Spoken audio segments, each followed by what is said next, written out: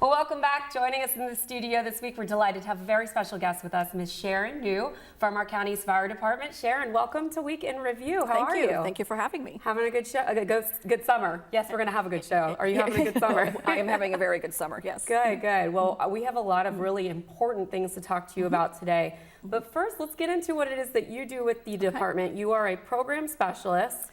So tell us about a typical day.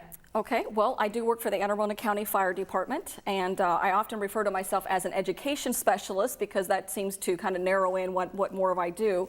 My background is actually public health. I have a master's in health science. So I've been with the county for 8 years. I had to sit and count on my fingers this morning.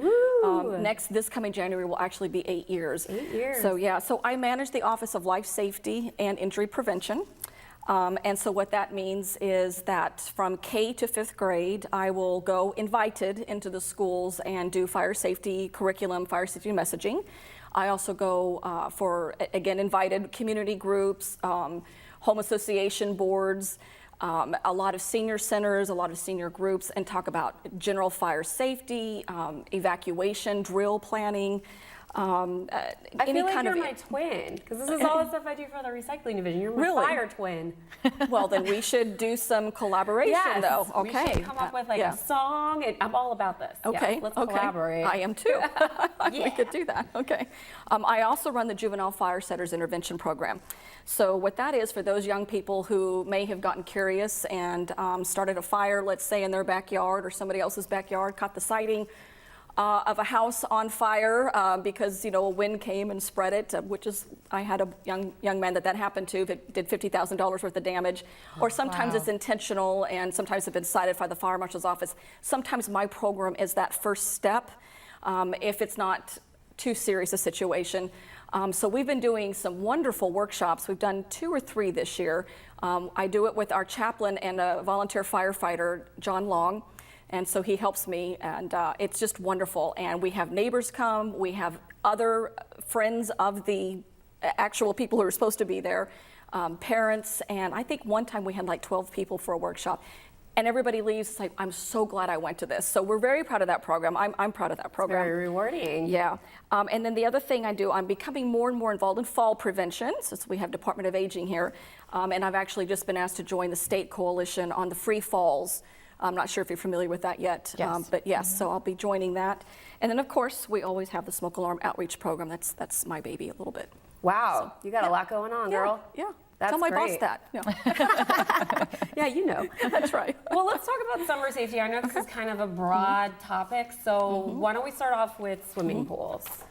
Okay, well, on our website, AnneArundelCounty.org/fire, and if you'll drop down to public education, there's going to be several different brochures that you can print off, and one of those will be on swimming pools. It's a checklist for safety. So folks can pull this up right at home. Absolutely, and this will tell you about the code requirements. Excuse me, thank you. You're fine. Code requirements regarding fencing and gates and doors, step ladders, things like that. But something I've been seeing quite a bit on social media is the signs of drowning, because you can have somebody drowning with 200 kids swimming around him. And this one video that I saw, the lifeguard just barely caught it and got him rescued in time, but just barely saw it because there's so much activity. So if I could just very quickly just go over the signs of drowning. So hair over the forehead, okay? Head is tilted back, trying to breathe probably. They're trying to yell for help, but they can't. Their body is vertical, they're straight up and down, and they're doing ladder motions, okay? They're looking like they're trying to climb a ladder, and they can't wave for help, all right? So those are all the things. It may just seem like that's just a kid playing, but if you just take a few extra seconds to look at that, it sure doesn't hurt to either have somebody go out there to him or yourself go out there to him and say, are you in distress, are you okay?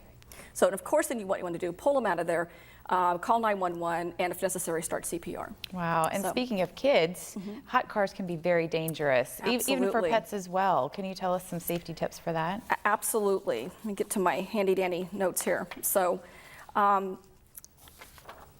So 19 children have died this year so far in the U.S. from being left in hot cars. I was not able to get on short notice how many in Maryland. There may not have been any in Maryland. I don't think there's been any in Anne Arundel County yet.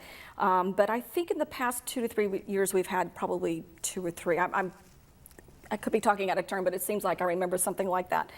So that's about 2 children per week in a hot vehicle on average in the summer. I'm sorry, that is so senseless and inexcusable. Absolutely. That's from the National Safety Council, yeah. So even when it's no hotter than 70 degrees, and in an hour, the temperature in a closed vehicle can be at dangerous levels, 100+ degrees. We recently saw just this week on Facebook, we were talking, those 2 puppies that were, and they got the temperature inside was 167 degrees. That's unbelievable. And it was just, the dogs made it. I don't know how, you know. So the majority of children who die in heat-related complications for being inside were left by their parents who accidentally forgot about them. Actually, 17% of those are intentional, so those are prosecuted. But there's a new national campaign called Look Before You Lock.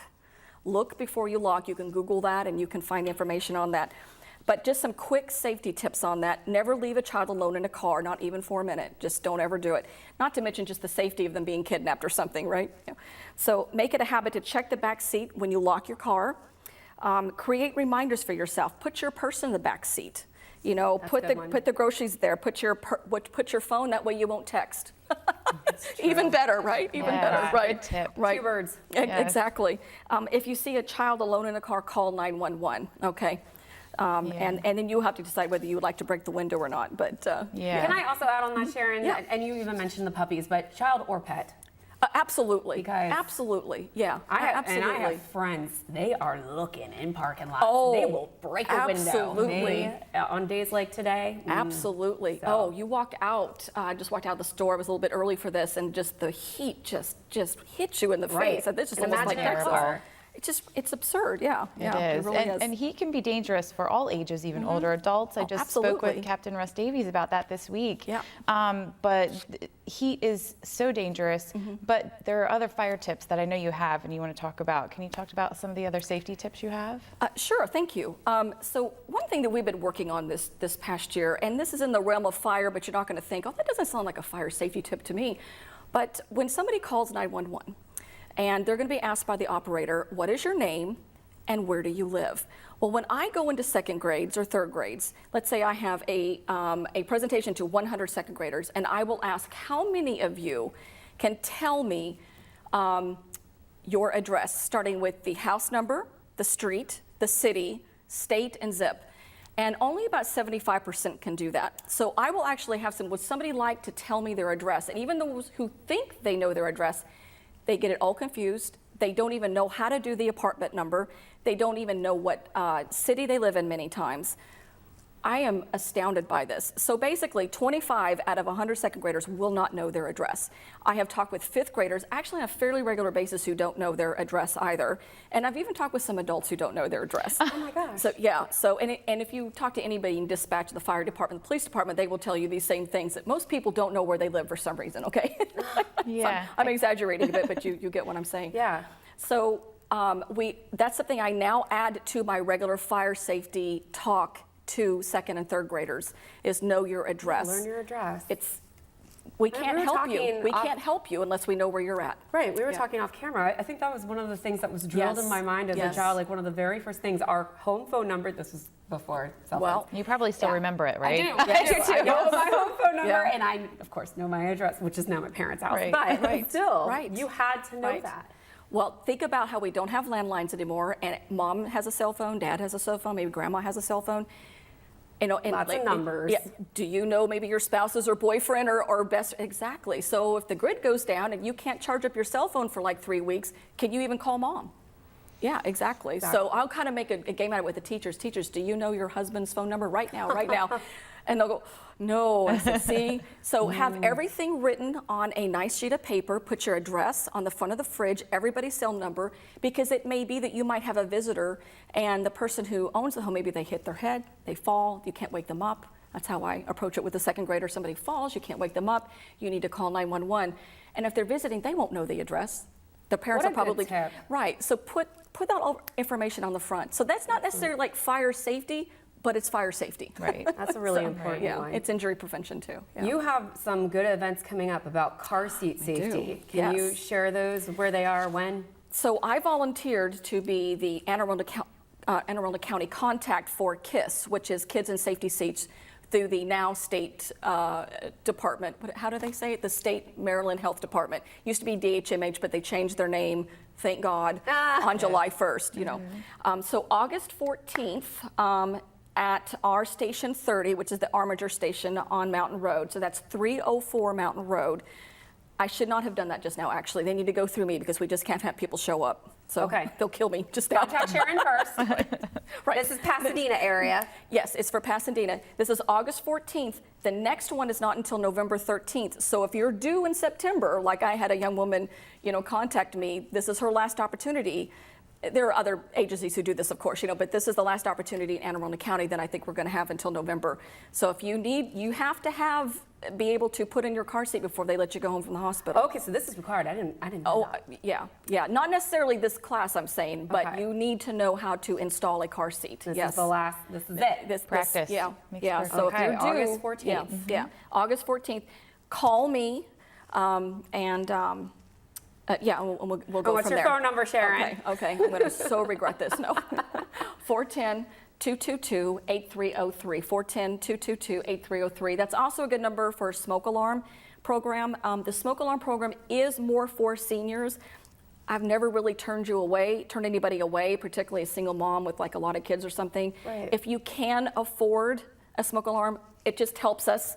They're donated to us, so it just helps us have a little extra. We're happy to come and install them, however. So if you want to buy one, help us out a little, help the county out a little bit, we'll come and install. If you have any questions, you need the battery change, they're too high, whatever, call us. It's not an issue. It's not an issue. Fantastic. Well, Sharon, thank you so much. You're a wealth of knowledge. We need to have you back in the studio soon. I agree. I'm thinking Christmas time with the Christmas trees and lights and all of that. Favorite subject. Yeah, we'll have to have you back. Favorite subject. So. Yeah. Well, enjoy the rest of your summer. Thank will. you so much for coming in. Thank you. Nice to meet you Thank you. both. Yes, thank you. We'll be right back with more Week in Review right after this. Don't go anywhere.